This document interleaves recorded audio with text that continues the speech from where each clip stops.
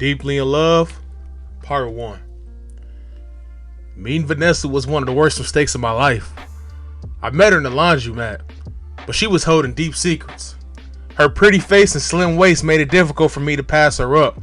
Little did I know, this bitch was crazy, and she would take me on a ride to hell. When I first approached her, she had a 6-year-old child with her. I thought it was kind of strange at first because she looked so young, but I played it cool.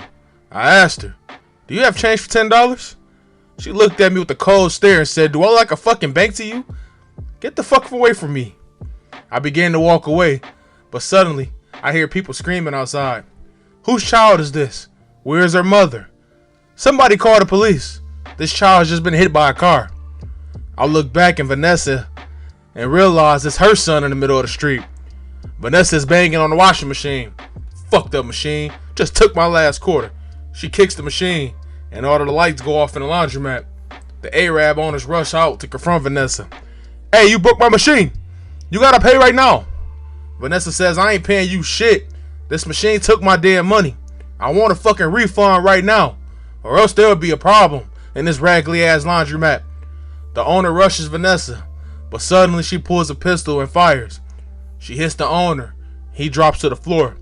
Vanessa looks around and says, "Where's my child? Maceo, Maceo, where the hell are you? What did I tell you about wandering off?" Vanessa can see the commotion outside the laundromat and realizes that Maceo is laying in the street. She runs outside to confront her son. "Oh my God, what happened to my child? Who did this to my child?"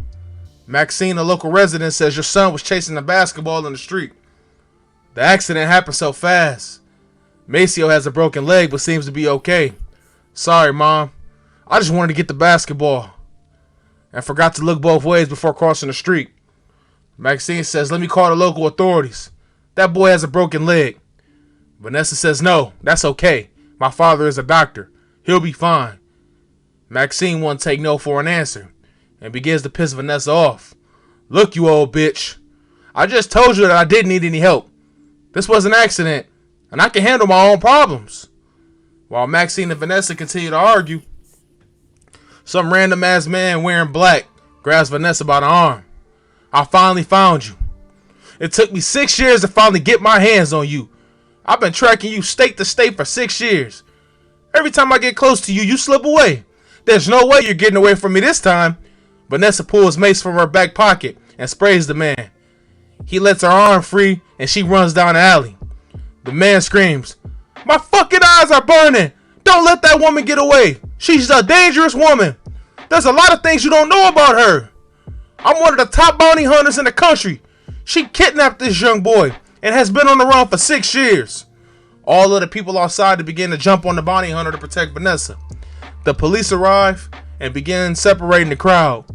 The ambulance is called for Maceo, and the woman hunt for Vanessa begins.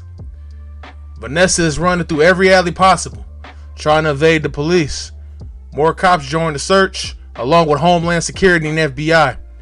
Since I knew the neighborhood like the back of my hand, I knew where she'll end up. Capitol Park, which is on the south side. I can see Vanessa gasping for air, sitting on the park bench. I pull up to the park and say, "Vanessa, get in. I want to help you, and I promise you won't get caught." Vanessa knows she doesn't have a choice, so she sprints to my car. She looks at me and says, "Wait, you're that guy from the laundromat? I was so mean to you. Why the fuck would you help me?" I say, "I heard that bounty hunter, and it seemed like you need a friend. I want to help you, but you need to do exactly what I say." Vanessa says, "Look, everything that man said was a lie. I'm on the run because I need to clear my name. If you could get me to a safe location, I promise I'll tell you everything. We need to move fast. The police are close." I don't know what made me help this woman, but for some reason, I was interested in her story. After hearing what the bounty hunter said, she could be telling me a flat out lie, but I had an apartment just north of the suburbs. I say, "Look, you're gonna have to get in the trunk. To get to my house, we gotta cross city lines.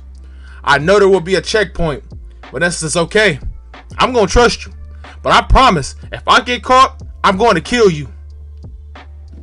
My pistol is loaded with 15 in the clip. I pull over and Vanessa gets in the trunk. I cover her with a few blankets and head to my apartment. As I predicted, there was a checkpoint, and I knew they'll search the vehicle. One vehicle refused to search, and another turned around quickly. Both of those vehicles were pulled over and searched. K9 units were outside, and they weren't going to stop until they found Vanessa. I'm stopped by the local police and forced to lower my window. We're looking for this woman. Have you seen her? She's wanted for multiple murders, kidnapping, and 4 other charges. This woman is armed and very dangerous. We need to get her into custody ASAP.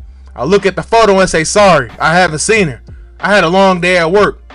The police officer says, why are you sweating so bad? You seem nervous. Get out of the car, sir. I say, is it that serious, sir? It's late, and I need to get home, sir. The police officer screams on the radio, I need backup. We got a suspicion of activity back here. The police officer orders me out of the car and demands that I open the trunk. The police officers draw their guns towards the trunk and say, I won't tell you again, sir. Open the fucking trunk now. Vanessa has a tight grip on her pistol, and she is ready for a shootout. I put the key in the trunk and begin to turn it slowly. I slowly begin to open the trunk, and I can't believe what happened next. To be continued.